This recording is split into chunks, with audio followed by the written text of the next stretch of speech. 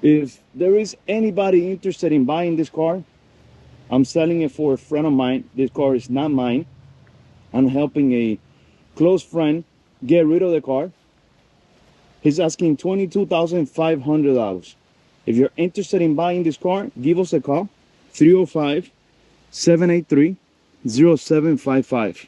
If it is your first time passing by the channel, my name is William, and on this video, I'm gonna show you a 1952 Chevy Deluxe hardtop that we have for sale. Stay to the end of the video because I'm gonna be giving you the price, the number that you need to call in case you would like to purchase this car. If you have not subscribed to the channel, it's totally free. Click where it says subscribe, and also don't forget to leave a like and leave a comment. This is a 1952 Chevy Deluxe hardtop. It is a hardtop because it has no post right in the center where the door ends. It also has the 3 split windows in the rear. This only came like that in the 1952 or 1950s hardtops. 1950, 1951, and 1952. The car seems to be all original except the engine. Now, the engine is still a 6-in-line. These cars had 2 types of engines in 1952. It had a 216 and it also had a 235.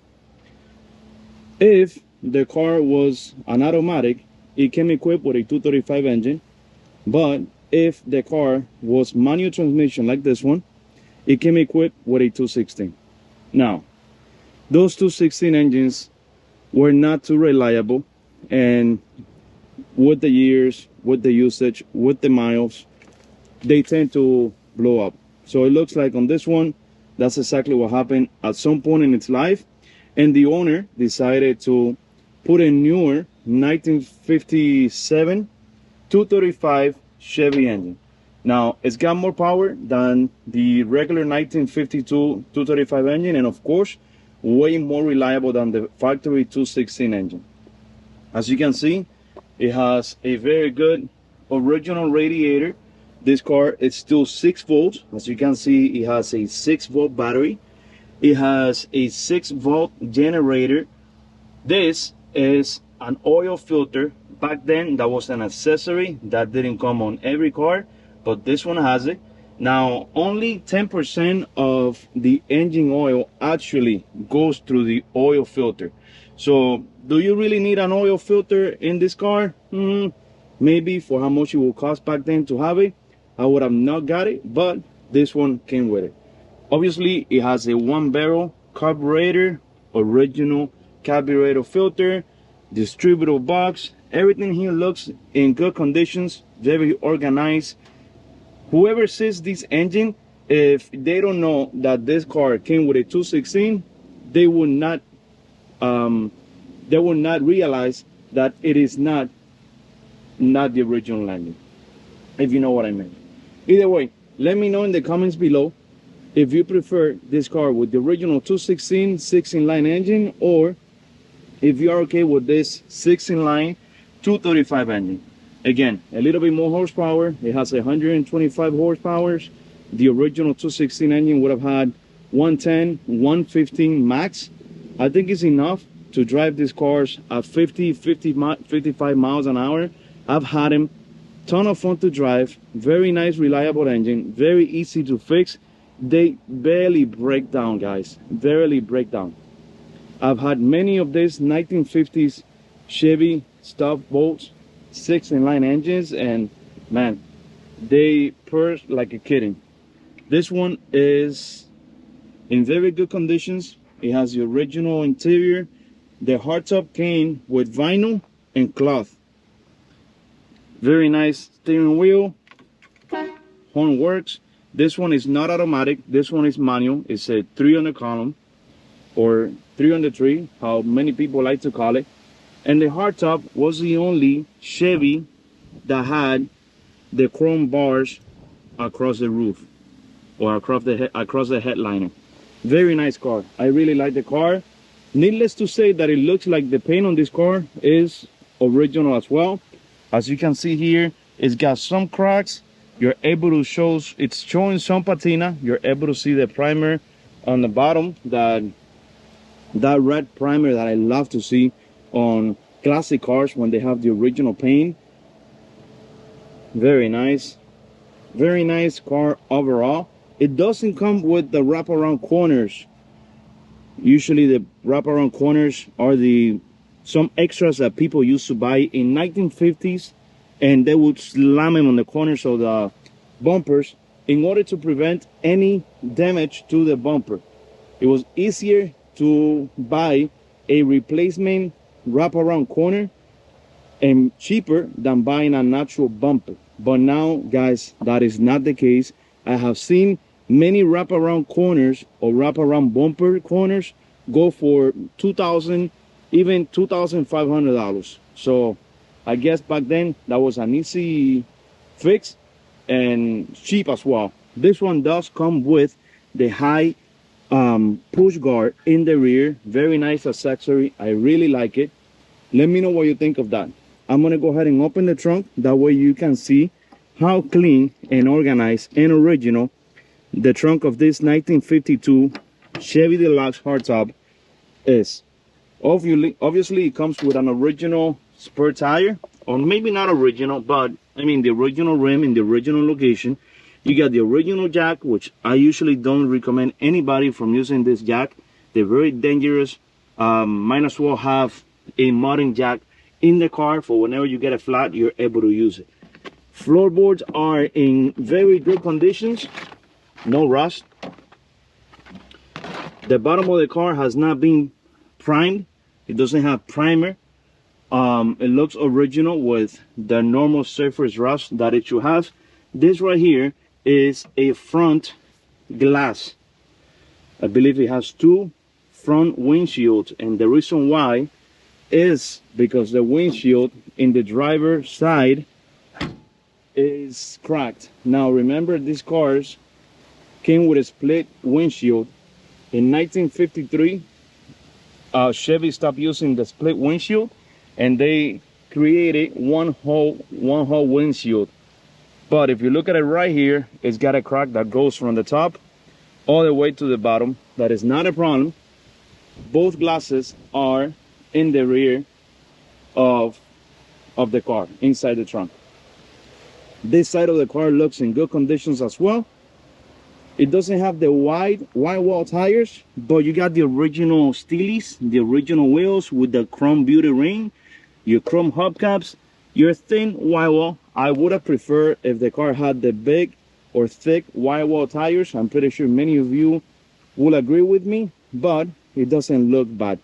With only $1,000 or maybe less, you can buy some new tires or even use wide wall tires and slam the car, put it on airbags if you like airbags, or give it a static look. You lower it 2 inches and the car is going to look beautiful. Trust me, I've done it. They ride very good. You're not going to be bottoming out every time that you hit a bump, or when you're cruising around. It's going to look very, very nice. Even on the hood, you got that original paint or discoloration, patina, however you want to call it. Door panels are in good condition as well. You got your discoloration on the top part of the door trim. This was caused by people putting their arm on the side of the door and cruising, like, you know, the old school days. Windows are not cracked. They roll up and down very easy. The front vent window also opens outward. There you go.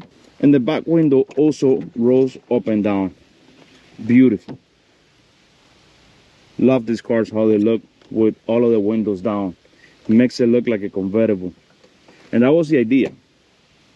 So back in 1950, 51, 52, which were the only years of this model of car, in 1953 and 1952, the model of the car, the look, the style changed a little bit. But from 1949 to 1952, they stayed pretty much the same. With the exception that in 1949, there was no hardtop. You had a 4-door, 2-door with posts, you had the convertible, you had the fleet line, which is a fastback. But in 1949, they did not have this model. This model came in first in 1950, and this is in 1952. The 1951 and the 1952 look pretty much exactly the same, with the exception of this chrome trim right here. The badges in the front and the trunk are a little different, and also the grille in the 52 has more teeth than the grille in the 51. So if you want to know the difference between a 51 and a 52, look at the grille. If you got the teeth, it's a 52. If you don't have the teeth, it's a 51. Beautiful car.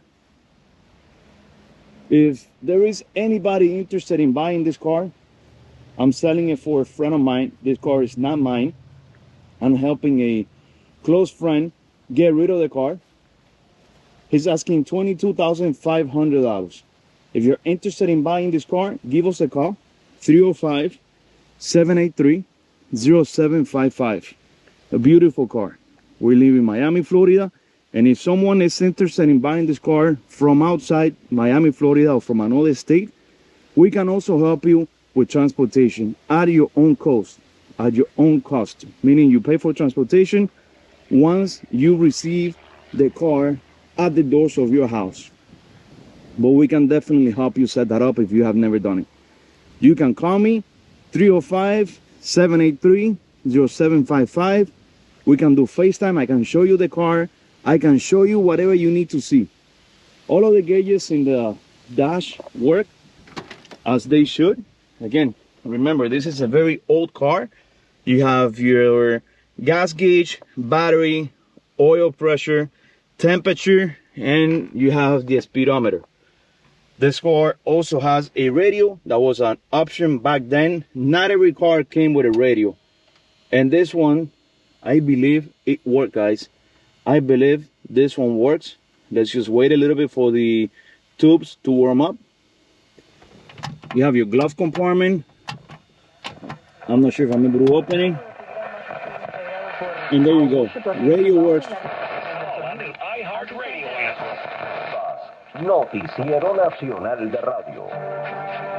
Radio works, guys. Same thing as the clock. Let me see if I'm able to open the glove box. I'm pretty sure that it opens. There you go. You got your owner's manual and some other documentation inside the glove box. I would like to show you the bottom of the car. And lastly, let's take it on a ride. Man, it's so hot in Miami, you have no idea how much I'm sweating. You got a new gas tank, and again, no rust. No rust at all. I am not sure where this car came from, but it has no rust anywhere. 235 engine, 3-speed manual transmission. Let's go ahead and start the car. That way you can see how the engine sounds and everything. It's one of these keys. Put it up in the center position. Put the stick on neutral and push start the button.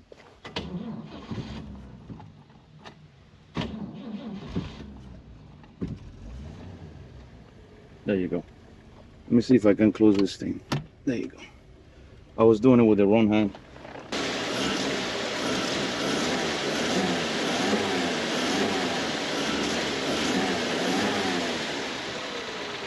Let's take it for a ride.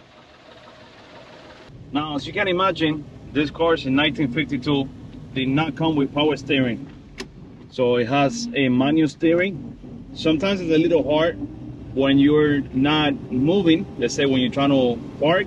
But then after you start driving, it gets very smooth and easy to work.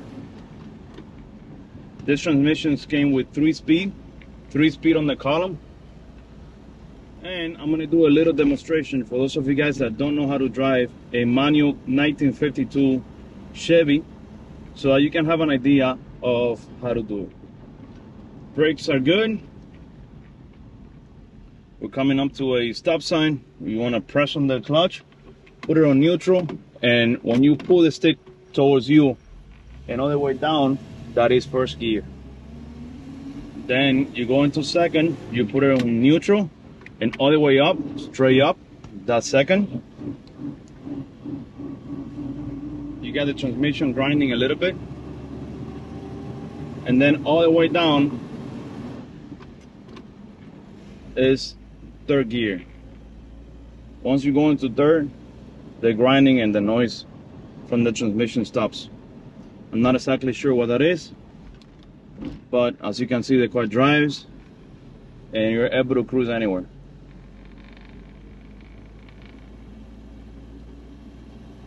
Very nice houses, very nice wind coming through the windows. Obviously the car doesn't have power steering, I mentioned that already. It also doesn't have power brakes, and it doesn't have air conditioning. We got to a stop, we put it back again on first. You pull the stick towards you and down. That is first gear. You go right into second, all the way up, and then you bring it back to neutral because we're coming up to a stop sign again. Once the car is moving, you could put it back into second gear. You don't have to go back to first. Put it back again to neutral. We're gonna come to another stop. I learned to drive stick in one of these cars. My first classic car was in 1950 Chevy Coupe. Same body style, except that it was not a hardtop. It had a post.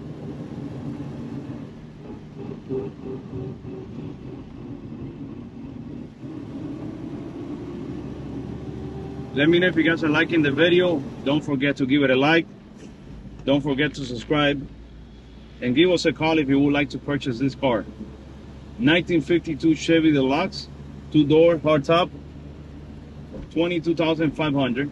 The steering wheel might need a little bit of an adjustment, and also the brakes. When you brake, it tends to put a little bit to the right, so they might need an adjustment. Nothing that you can do on a Saturday morning, to be honest with you.